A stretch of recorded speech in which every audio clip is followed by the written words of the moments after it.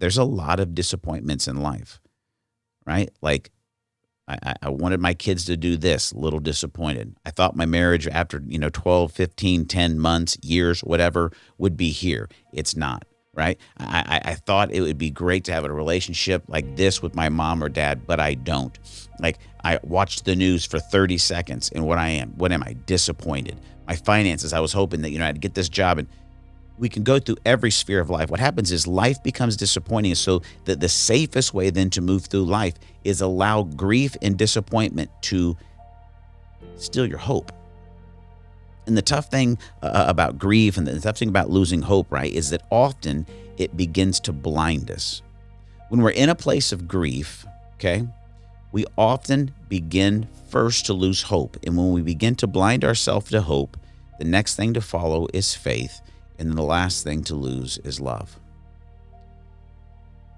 The story just continues. Mary's there, right? And what's interesting, she stands outside the tomb, verse 11, right? She's crying.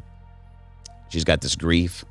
It's blinding her from what's really going on around her. And it says, and as she wept, she bent over to look in the tomb, and she saw two angels in white, seated where Jesus' body had been, one at the head and one at the foot. They asked her, woman, why are you crying?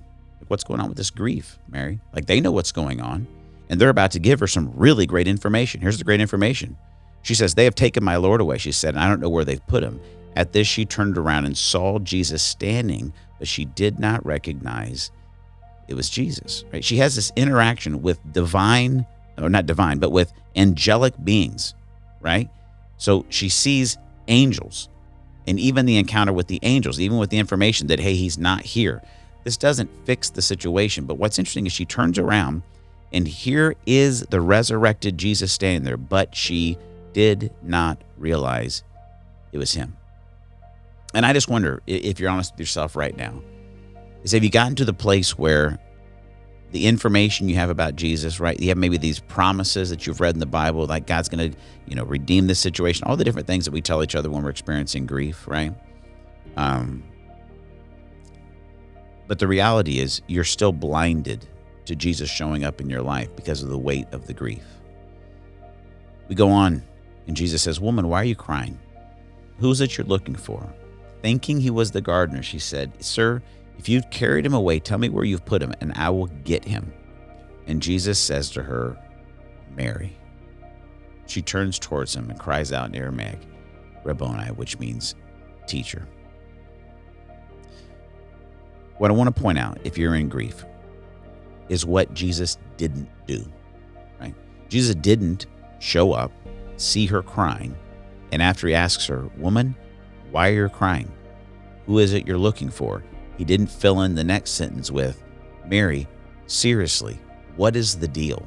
Like, why are you crying, right? I told you guys about this all the time. I've healed you from demons. I've done all these things. You've watched all this. I've told you guys I was going to die and resurrect. Now I am. Here I am. Like, and you're just caught up in your sad little grief. Like, get a Kleenex. Stop crying. I'm just defeated death, hell, and the grave. Hello, I'm right here. Then I'm standing here. You don't even recognize who I am. Like, get it together. Stop crying and go tell people that I'm resurrected. Like, this is ridiculous.